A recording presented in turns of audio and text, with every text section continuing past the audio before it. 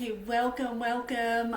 So glad you're here with us today. I just wanted to talk briefly about Roth conversions and contributions rather, and the TSP, and obviously we will talk about Roth conversions as well because that is a new thing this year that TSP is offering, and there's some really intricate parts that we need to talk about and why it's important to think about if this is a good idea for the employee or not. So first things first, the contribution limits for this year have obviously been updated. For regular contributions, it's $24,500. For catch-up contribution limits, it's different, right? So for anybody who's over 50, you can contribute up to $8,000, and then anybody who is 60 to 63 can contribute this higher amount at the $11,250 limit. But here's the kicker.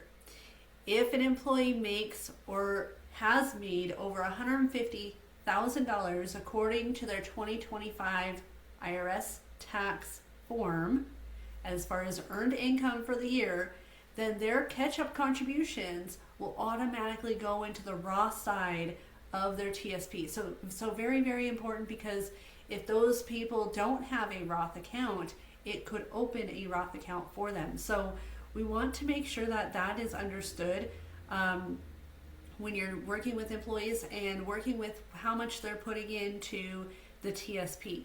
Now, not that that's a bad thing, but what does that mean for the employee during their tax time next year? So very important to look at when we're in this tax planning season.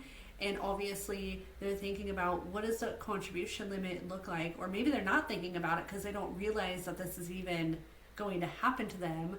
But if you have somebody who's, again, in that or over that $150,000 earned income for last year, and that's a single person, I'd have to check back on what that is for the married individual. But just know that, let me see if it says that here. Oh, it doesn't. So just know that that's going to happen though for the TSP catch-up contribution amount. So obviously if they're under 50, no harm, no foul. They just contribute up to this $24,500.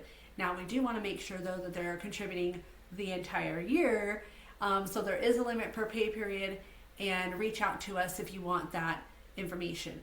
But additionally, I do want to touch base on one more thing, the in-plan Roth conversion availability in the TSP. So this is a really great thing, and it could also be a really bad thing, because if it's not planned out correctly, it could really be a bad thing for the employee, because taxes are not taking out of the TSP for Roth in-plan conversions.